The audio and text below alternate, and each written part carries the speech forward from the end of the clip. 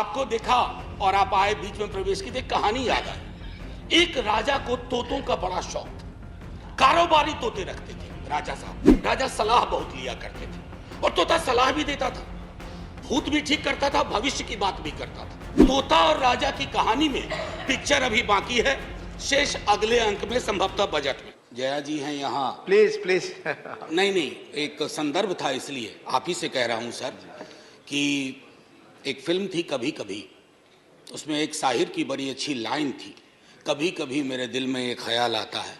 तो बाकी जो आगे है वो नहीं कहूँगा क्योंकि संदर्भ दूसरा है, लेकिन कभी कभी मेरे एक दिल में एक ख्याल आता है कि राजनीतिक जिंदगी में अगर हमारी महामहिम राष्ट्रपति खुद से अपना स्पीच लिखने लगे, अभिभाषण, तो शायद ये स्तुति गान ना होता जो इतने पन्नों का मिला है। अब ये कब होगा सर? ये हमेशा से होता रहा होगा, लेकिन कई चीजें जो हमेशा से होती रही हैं वो अच्छी हो ये आवश्यक नहीं है। क्यों सर? क्योंकि जमीन की हकीकत और अभिभाषण के तथ्य मेल नहीं खाते हैं सर, और ये चिंता का विषय है। मसलन मैं शुरुआत करूं एक छोटी सी चीज से। पैरा 2 कहता है स्थिर सरकार। अरे समाज अस्थिर है तो स्थिर सरकार का क्या करें? उस ऑर्केस्ट्रा में जाकर के हम भी गाना गाएं? समाज में अस्थिरता के लक्षण जहां चले जाइए, क्षेत्रीय आधार पर, धर्म के आधार पर, जातिगत विषमता के आधार पर इतनी अस्थिरता है और हम स्थिर सरकार का महिमा मंडन करें?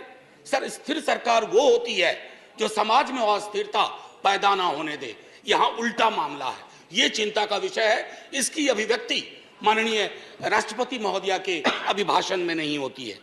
सर, 370 का जिक्र आया।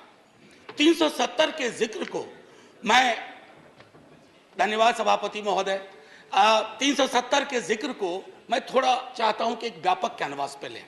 आजकल ऑथेंटिकेशन की बहुत बात होती है। सर, मैं पूरी की पूरी किताब लेके आया हूं, कश्मीर आफ्टर 370, अनुराधा भसीन जी ने लिखी है, कश्मीर टाइम्स की एडिटर रही है। सर, लगातार खबरें आ रही हैं, आप कहते हैं कि नॉर्मैलिसी है। सर, दिल्ली के दरबार से नॉर्मैलिसी बोलना और कश्मीर में जाकर के उस नॉर्मैलिसी को महसूस करना, इसमें बहुत बड़ा फर्क है सर। महीनों से वहां बुलडोजर चलाए जा रहे हैं, कहा जा रहा है सरकारी जमीन से अतिक्रमण हट रहा, लेकिन सर लोगों के घर तोड़े जा रहे हैं बिना नोटिस के। मैं बार बार कहता हूं माननीय सभापति महोदय आपके माध्यम से, सर, कश्मीर को जमीन का टुकड़ा ना समझा जाए। जिंदा लोग बसते हैं। जब तक कश्मीरियों का दिल नहीं जीतोगे, कश्मीर का दिल कभी नहीं जीत पाओगे, चाहे आप लाख कोशिश कर लें। सर, भ्रष्टाचार के बारे में भी कहा गया, तो सर मैं तो सोच के आया था कि ऐसी कोई बात ही नहीं बोलूंगा। अचानक आपको देखा और आप आए, बीच में प्रवेश की, तो एक कहानी याद आई। एक राजा को तोतों का बड़ा शौक था। कारोबारी तोते रखते थे राजा साहब, तोते का बड़ा शौक था। नहीं, आप बताइए, मुझे देखते ही आपको भ्रष्टाचार की क्यों याद आ गई? नहीं सर, भ्रष्टाचार की नहीं, राजा की याद आ गई। इसको क्लैरिफाई कीजिए। सर, राजा की याद आई। We have a distinguished member here from the same fraternity. Sir Raja की याद आई। सर तो कई तोते थे उसके पास, लेकिन अचानक उसका स्नेह एक खास तोते के लिए काफी हो गया। गौतमी प्रवृत्ति का तोता था, तो सबको चांदी और स्टील की कटोरी मिली, उस तोते को कनक कटोरी मिली। और तोते से राजा सलाह बहुत लिया करते थे, और तोता सलाह भी देता था, भूत भी ठीक करता था, भविष्य की बात भी करता था। एक दिन उस तोते के बारे में कोई अनुसंधान आ गया पड़ोस से। उस अनुसंधान के बाद तोता थोड़ा बीमार रहने लगा। अब उस बीमार तोते की वजह से राजा ने भी खाना पीना छोड़ दिया। लेकिन उस तोते का एक और भाई था जो विनोदी स्वभाव का था। अब उसने फूल नाम की एक कंपनी और एक हाँ बैंक हुआ करता था। हाँ बैंक के 48,000 करोड़ उस तोते ने 1303 करोड़ में केमन आइलैंड पे दे दिया। ये प्राचीन काल की बात है सर। तो तोता और राजा की कहानी में पिक्चर अभी बाकी है, शेष अगले अंक में, संभवतः बजट में। सर, राष्ट्रपति के अभिभाषण पर विशुद्ध राजनीतिकरण होता है, राजनीतिकरण होनी भी चाहिए। लेकिन सर, 2018 से लेकर अब तक जब अभिभाषण में आप कंटेंट एनालिसिस करो तो 43 बार 2014 का जिक्र होता है।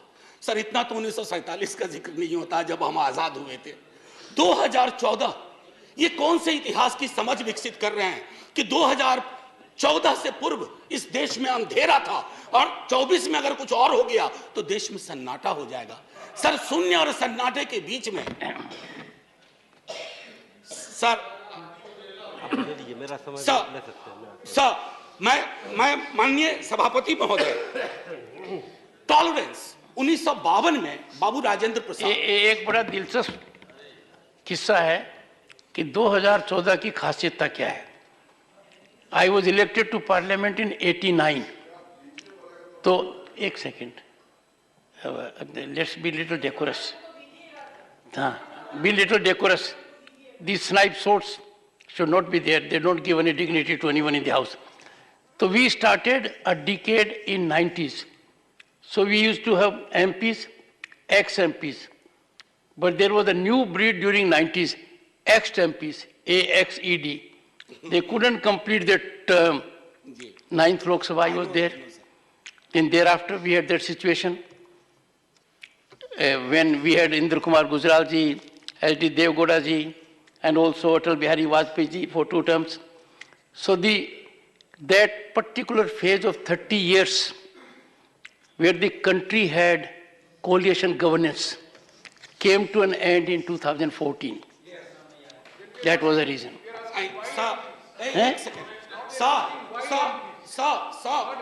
जयराम जी, अच्छा, I said AXED. सर, माननीय सभापति महोदय, मेरे वक्त वैसे भी हम लोगों का अच्छा वक्त नहीं चल रहा है, तो मेरे वक्त में 2 मिनट का इजाफा कर दीजिएगा। एक स्पीकर हमारे और होंगे, संभव उनका कट जाएगा। सर प्लीज, मैं क्यों कह रहा था, आप मेरे भावार्थ को नहीं समझे। 2014 सर, इतिहास बोध 2014 से नहीं होगा, फिर क्या कहेंगे 47 में। हम पहली आजादी की वर्षगांठ हमने 48 में मनाई थी सर, तब तक बापू को खो चुके थे। हाँ, आज 75वें वर्ष में इस तथाकथित अमृतकाल में मैं ये देख रहा हूं कि गांधी की हत्या करने वालों का महिमा मंडन हो जाता है। ये भी है, ये है, इसके लिए 2014 चिंता का विषय था। और कोई नहीं, प्रधानमंत्री डेमोक्रेटिकली इलेक्टेड हुए, कौन विरोध करेगा। लेकिन डेमोक्रेसी में कई एनोमलीज आ रही हैं, विसंगतियां आ रही हैं, उनका जिक्र ना करूं तो पार्लियामेंट फिर किस बात की। सर,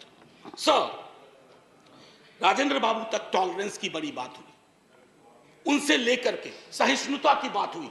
अब सहिष्णुता शब्द गायब है अभिभाषण से। क्या नहीं चाहिए हमें सहिष्णुता? क्या हम नहीं देख रहे हैं कि हमारे समाज में कटीली दीवारें लगाई जा रही है कौमों के बीच में? बुलडोजर प्रतीक बनता जा रहा उत्पीड़न का, माइनॉरिटी राइट्स के हनन का। ऐसे दौर में सर, ऐसे दौर में टॉलरेंस शब्द का बार बार उठान होना, बयान होना यह आवश्यक था। टॉलरेंस शब्द को दूर करके you are appearing basically as an intolerant government which is not in the grain of Indian democracy. Agniveer का जिक्र हुआ सर। अग्निवीर, कभी युवाओं से पूछिए कि पूरी जिंदगी जो तुम ये तैयारी कर रहे हो सिर्फ 4 वर्ष के लिए। सर, हम सब, मैं नौकरी में हूं सर,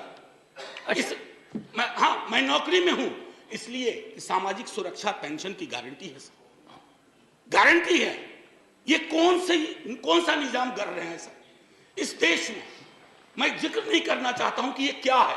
ये तो लॉलीपॉप भी नहीं है, ये जहरीला फल है जो समाज में है। कभी उन युवाओं से पूछिएगा कि उनको ये 4 वर्ष वाले आइडिया का वो क्या सोचते हैं। सर, लगातार फॉरेन पॉलिसी पर भी मैं देख रहा हूं अभिभाषण चुप सा होता जा रहा है। फॉरेन पॉलिसी पर बात नहीं होती। सेना की सुप्रीम कमांडर है हमारी राष्ट्रपति जी। सेना के सुप्रीम कमांडर को क्या यह अंदेशा नहीं है कि चाइना के बॉर्डर पर हालात उचित नहीं है? मैं माननीय रक्षा मंत्री के बयानों को सुनता हूं तो चिंता होती है, लेकिन डिनायल है, डिनायल है सरकार की तरफ से। एक पड़ोसी के लिए तो लाल आंख निकाल देते हैं, दूसरे पड़ोसी के नाम पर आप चुप हो जाते हैं। Honorable member, security is a very sensitive subject, and you are a professor. We expect such a subject to be taken up very seriously, and let it not be usual discourse. Go ahead. Sir, I am a student of political science and history. In 1962, when India was at war with China, we had debated that in this parliament. Sir, national security definition of national security is not the core prerogative of the ruling party. We are equally concerned. और मैं तो कहूंगा कि तराजू उठा लो ना भाई, आविष्कार करवा लो किसके अंदर कितना पेट्रियोटिज्म है, पता चल जाएगा हकीकत क्या है और फसाना क्या है, अफसाना क्या है। ये मैं कहना चाहता था। लगातार बीते वर्षों में अगर मैं कहूं, फिलिस्तीन का जिक्र हुआ करता था। हमारे सारे प्रेसिडेंट वाजपेयी जी के टाइम तक फिलिस्तीन पे चुप हो गए। काहे को? क्या वजह है? क्या हम अपनी विदेश नीति में ये ताकत नहीं पैदा कर सकते कि oppressed community anywhere is our shall have our concern? कितना बदल गए हम सर। मैं जानता हूं हिंदुस्तान के नजरिए से देखिए, लेकिन हिंदुस्तान की नजर मत बदलवाइए। जो 47 में नींव रखी थी गई थी, उस नींव को मत हिलाइए। उस नींव को हिला दीजिएगा तो पार्लियामेंट की बिल्डिंग भी ढा ढा के गिर जाएगी। ये चिंता का विषय है सर। जुडिशियरी, उसके बारे में भी जिक्र था। जुडिशियरी पर आजकल मैं देख रहा हूं 2 चम्मच सुबह 2 चम्मच शाम के हिसाब से बयान आते रहते हैं सरकार की ओर से। साहब हम सब जानते हैं कि जुडिशियरी में रिप्रेजेंटेशन होना चाहिए। हमारा दल राष्ट्रीय जनता दल और हमारे नेता लगातार कहते रहे कि वंचित समाज SC ST OBC का जब तक प्रतिनिधित्व नहीं होगा, न्यायपालिका और न्यायालय दूर रहेंगे हमसे। लेकिन सर मामला अब बेसिक स्ट्रक्चर पर आ गया और बयान ऐसे आ रहे हैं जिनको ना मौलिक की समझ न संरचना की समझ। बेसिक स्ट्रक्चर पर मैं तो और किसी को नहीं कहूंगा, आप आडवाणी जी को देख लीजिए, उनको पढ़ लीजिए, पता चल जाएगा। माननीय प्रेसिडेंट साहिबा के बयान में जातिगत बहुत बातें हुई, SC ST OBC। सर पूरे देश में एक लहर चल रही है जातिगत जनगणना की। आपके भी लोग अब बोलने लगे हैं सत्ता पक्ष के। सर मैं 12वें मिनट पे खत्म कर दूंगा, हालांकि 2 मिनट आपको जोड़ना भी था सर, माफी के साथ। मैं सिर्फ ये कहना चाहूंगा सर कि जातिगत जनगणना के लिए सरकार, आपका कोई नुकसान नहीं होगा। मैं आपको यकीन दिलाता हूं, थोड़ा फायदा होगा। हकीकत देखिए कौन कहां खड़ा है, इसलिए बिहार में हम सर्वेक्षण करवा रहे हैं। प्रेरणा लीजिए ताकि जिनका हक, जो वंचित रहे हैं, अब ब्लास्ट फ्रॉम द पास्ट अक्सर आता है, नाम बदलो नाम बदलो। डेली पार्लियामेंट के बाहर कोई पूछता है आज वो फलाना का नाम बदल रहा है। मैंने कहा यार पीस मिल में क्यों करते हो, खुदरा खुदरा कर रहे हो, थोक में करो, थोक में करो। अभी मंत्रिमंडल का विस्तार शायद होगा, एक मंत्रिमंडल बनाओ, नाम बदलो मंत्रालय, एक साथ बैठ करके एक बार में हिसाब कर दो। अरे साहब नाम बदलने से इतिहास बदलता ना, तो नाम बदलने वाले खुद बदल गए, इतिहास नहीं बदला। हड़प्पा की सभ्यता से लेकर जो कुछ आज तक हुआ इस मुल्क में, वो हमारी धमनियों में है, किसी को कमतर मत दिखाइए। और रही बात मुगलों की, आपके अंदर तो एक बहुत बड़ा मुगल है, वो भी बिल्डिंग बनाने का शौकीन था, अभी बहुत शौकीन। खैर एनीवे सर, मैं आखिरी टिप्पणी ये करूंगा आपके समक्ष सर, बिना नाम बताए बता रहा हूं।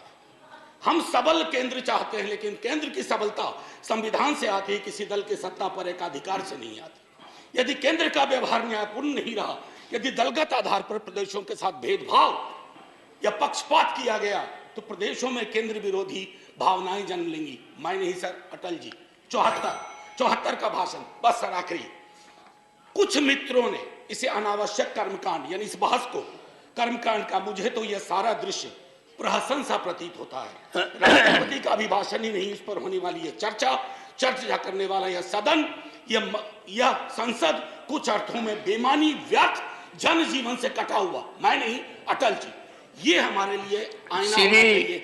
सर आखिरी सर, एक जय हिंद तो बोलने दीजिए सर, जय हिंद बोल देने दीजिए, 2 मिनट मेरा जोड़ना भी है आपका।